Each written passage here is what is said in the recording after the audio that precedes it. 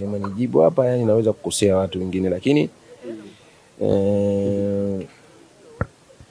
Yanga ya mwaka wangu wa kwanza na labda ya mwaka huu kidogo kuna utofauti mkubwa kwenye ubora wa wachezaji. Max Zengeli amezungumza Yanga ya safari hii vikosi aina stadi ambao wapo kwa maana kikosi havifanani na kile ambacho kilishinda ubingwa wa ligi kuu kwa misimu 4 au 2 nyuma. Kauli hii ina ukweli ndani yake moja kwa moja jinsi ambavyo unaangalia?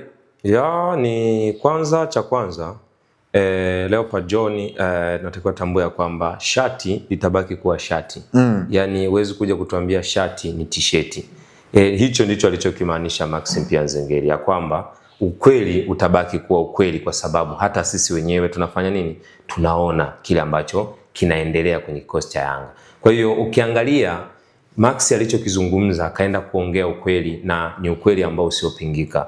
Yanga ya misimu iliyopita na hata yeye kiwango chake cha msimu uliopita au misimu hii iliyopita sio kama ambacho anakionyesha msimu wa NBC Premier League. Ni miongoni mwa wachezaji ambao walikuja na majina makubwa. Mbappe wa Kindu ni miongoni mwa jina ambalo lilisherehesha ubora wa Maxim pia Nzengeli. Kwa hiyo kwangu mimi mpaka sasa unaweza kusema kwamba Maxim pia Nzengeli alichokizungumza cha kwanza unaweza kusema kwamba amezungumza ukweli. Na ndio maana nikasema kwamba shati litabaki kuwa shati. Huwezi kuja kutuambia shati ni t-shirt, na ndicho yani fulana. Yani ukweli katika karia ya soka. Na hicho ndicho alichokimaanisha Maxim pia Nzengeli. Sasa kwenye hili tukiangalia eneo gani hasa ambalo Maxim pia Nzengeli amelizungumza kwamba halifanani na vikosi vilivyopita hasa moja kwa moja? Kwanza ni ubora wa mchezaji mmoja mmoja katika kuisaidia timu kupata matokeo, yani mchango ule wa moja kwa moja kwenye klabu. Ukimwangalia Maxim pia Nzengeli misimu 2 iliyopita, mchango wake sio kama kazi anayofanya msimu huu. Ni miongoni mwa wachezaji ambao walikuwa wanafanya kazi kubwa sana ndani ya Yanga. Na hata sasa Maxim pia Nzengeli ni miongoni mwa wachezaji bado sawa wanafanya kazi kubwa. Lakini iangalie hebu Yanga ambayo ilikuwa na Stefano Aziz Ki, aiangalie Yanga ambayo ilikuwa na wachezaji kama kina Fisto Kalala Mayele, japo Maxim pia Nzengeli akupata bahati ya kucheza na striker kina Khalid Aucho kwenye eneo la. Hebu angalie hawa watu wote na ubora waliokuwa nao katika kuisaidia Yanga kufikia malengo ambayo inakuwa nao. Mpaka sasa mimi naamini ya kwamba pia ligi nayo pia inachangia. Yani ukweli ni kwamba pia ligi inabadilika. Yani ligi ya misimu 3-4 nyuma sio kama ligi ya msimu huu.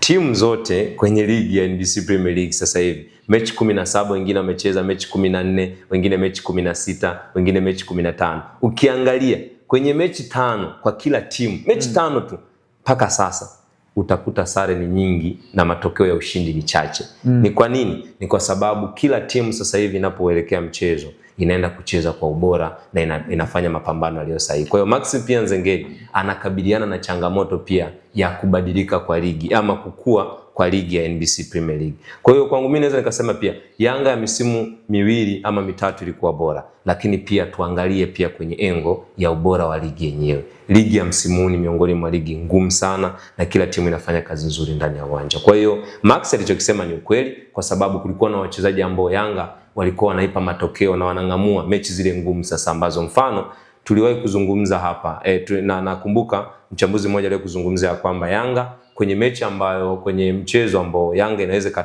ina uwezo wa kupata sare, basi kulikuwa na mchezaji ambaye alikuwa ni ufunguo wa kuifungua mechi, huenda kwa mpira wa kutenga au pia mipira ambayo inakuwa imekufa ndani ya uwanja. Hapa tunamzungumzia Aziz Ki. Ina maana kuna mechi ambazo unakuta Yanga watu wengi wanaamini ya kwamba mechi hii inaweza katamatika sare, lakini pale inapotokea faulo ambayo inaelekea kwa lango la mpinzani, basi tunakuwa na mashaka juu ya ubora alionao Aziz Ki. Kwa naweza nikasema kwamba ubora wa wachezaji wa misimu 2 iliyopita ulichangiza kuiona Yanga ambayo ilikuwa bora zaidi. Kwa kwangu mimi naweza nikasema waliopo kwa sasa hawa kina Buba Jammeh ni story mpya kwenye karia ya mpira wa Young Africans. Sawa, pengine Young Africans wafanye nini hasa ili mradi kuifikia ama hata kuikaribia Young Africans ambayo wao wenyewe wanaona kwamba ndio Yanga bora kwa kutokea kwenye maisha yao ya soka?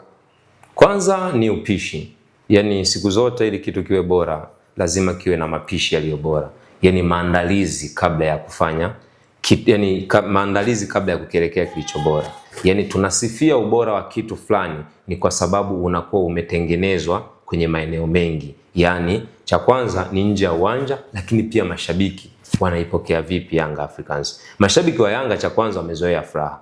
Yaani wamezoea muda wote ya kwamba wao timu yao ni furaha muda wote, kwamba ni timu nzuri na inafanya kazi nzuri. Kwa hiyo Yanga ili jitengeneze kuwa bora, wachezaji waliopikwa sasa wanatakiwa wakawape mapishi yaliyo bora washabiki, waamini katika kile ambacho huwa wanakiamini siku zote. Kwa hiyo kwangu mimi naweza nikasema kwamba maandalizi yanaweza akawa favor Yanga na akawafanya wawe bora zaidi. Maandalizi tu ya mchezo. Sawa, hayo ni ya Maxim Pia Nzengeli ambaye amezungumza kwamba Young Africans ya sasa hivi haifanani wala hailandani na Young Africans ya misimu iliyopita nyuma, kwa maana Yanga safari hii ina mengi ya kujifunza kwa Yanga ambazo zimeshawahi kufanya vizuri na kuipatia furaha mashabiki wa klabu ya Young Africans. Langu jina ni Leopard John, nilikuwa hapa na Paul Tembo, nyuma ya kamera ni Yusuf Ramadhani Mpuma. Hadi wakati mwingine, endelea kufuatilia Anwari TV, sauti ya mtaa.